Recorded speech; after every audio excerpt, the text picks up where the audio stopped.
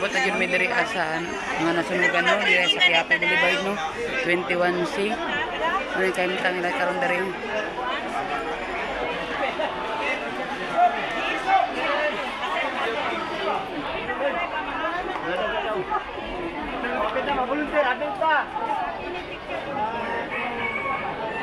Unsa tanan dain? Tanan na malagbok? Tanan na malagbok? Libog man ko ana. Ay! Wala! Kutawang ko da. Ma'am, pwede ka ma-interview, ma'am? About sa sunog? Wala man gyud ko nakasunugan, ma'am. Ang ako ara magulang. Unsay wala ka diri pag tunga time na nang sunog, wala ka diri, ma'am. Ay, wala. Ay, diri ko, pero kanang naapil. Apil imong balay o sa imong maguwang. Oh. Apil pod. So unsay jud ditabo sa sunog ani? Ay, balo ma'am ko sa gihinungdan gid sa sunog. Sa uban, ma'am, kay murag nakakuan sila sa pagkasunog yun. So guys, wala daw si Ate Kabalo no kung sa hinungdan sa sunog kay katunga time pero naaka ato. Pero Nakaato pero wala ka kabal nakagilakaw. Na daw siya ato guys pero na daw siya nasa gilakaw. Pag uli siguro nimo ma'am nasunog na.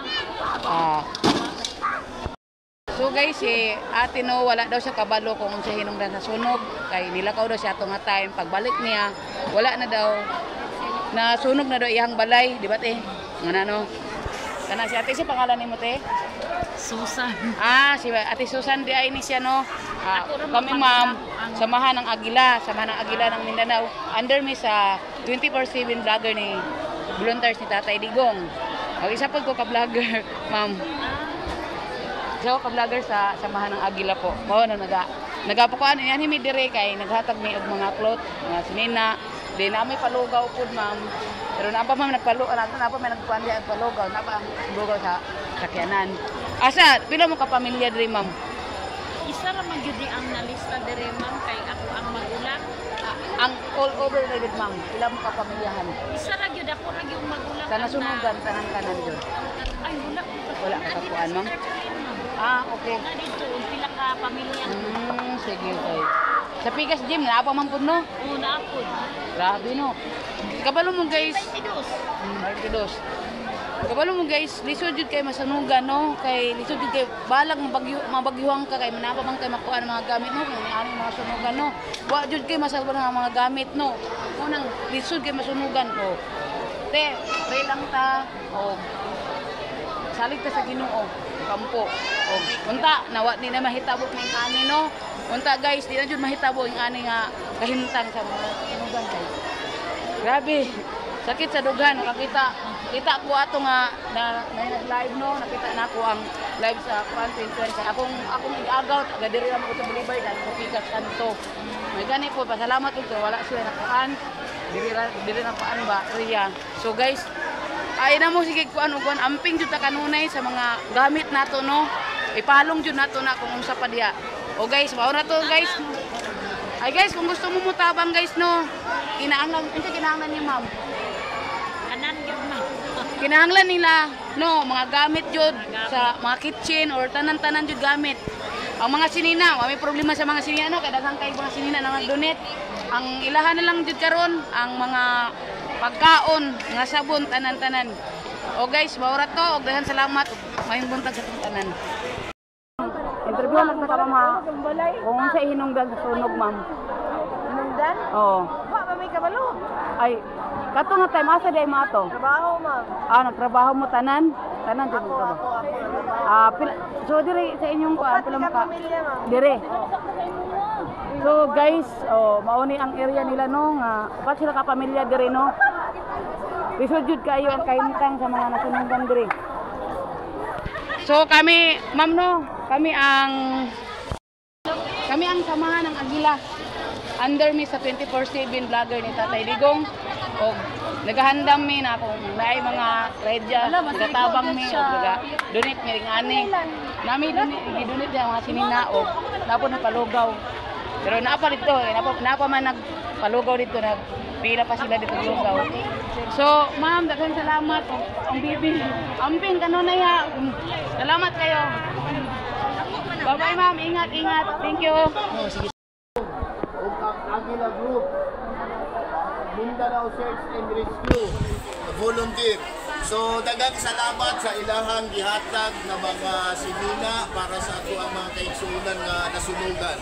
So hinaot pa nga dagdag pa ang ilahang matabangan dili lang dinhi sa ato ang barangay. Salamat sa 24/7 Bahay ni Digong ug Agila Search and Rescue Mindanao. So mabuhay ma'am, mabuhay. Thank you guys, no. So guys, ikaw, interview. Dili, isang interview na. Ayan. Okay. Pwede dito tawang? O, sige, dito, diri. Sige, go. O, sige guys, so. Ako lang si Kuan, i-interview no, kay para pasalamat na po. Pasalamat sa mga nag-donate. Wait lang guys. So, Ay, kita walang ito to. Okay, dokumentary naman ni ma'am. Okay, go. So, nang Post buntag ka ha, kay watay mic. Okay. Mismo ni ang Samahan ng Agila ng Mindanao. Under 24/7 ang volunteers ni Tatay Digong. Buhay kayo. Tatay Digong, bring him home. Salamat tayo ko sa nag-sponsor sa salamat jud kayo may buntag for food feeding karon diri sa 21-C Quiapo Boulevard, Davao City.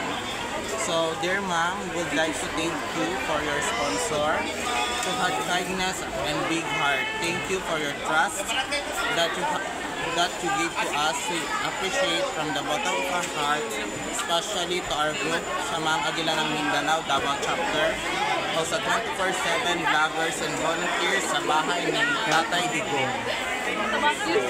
Unta ma'am, dili mo magsawa sa support gyapon mo sa among group na maka-volunteer ni sa any disaster diri sa Davao City. O salamat po dahil ko sa nag-donate ha from Inikulang family, Emiling Homes Toda Kabantian, Davao City, Nicole Pusa, Bulago family, Canlaon Negros Occidental, Oriental, Las Castillo, solid supporters of Tatay Digong. Shoutout tayo po sa kay Ryan Dave sa Protect VP Sara o sa among group ng SAMPC sa Ma'am Agila ng Mindanao, Davao City. So, salamat kay Dako sa inyo ha. O sa bilyon tamo magsawa, please donate mo o mga used clothes or kanang sa among lugaw. Salamat jud kaayo. Tayo ko dira amo no kay Ma'am Tess Castillo. Yes, hello po. Salamat jud kaayo sa support. O kay Ryan ha. Salamat jud kay Lords. Siya kabalo no kay trabaho man gud siya atong time no. Sa ila sa hitabo sa sunod no wala siya kabalo kay di na ko ma-interview kay wala siya kabalo sa panghitabo. Kaya nagtrabaho daw sila, ma'am. So guys, Bayot diri na. Mga Agila dali.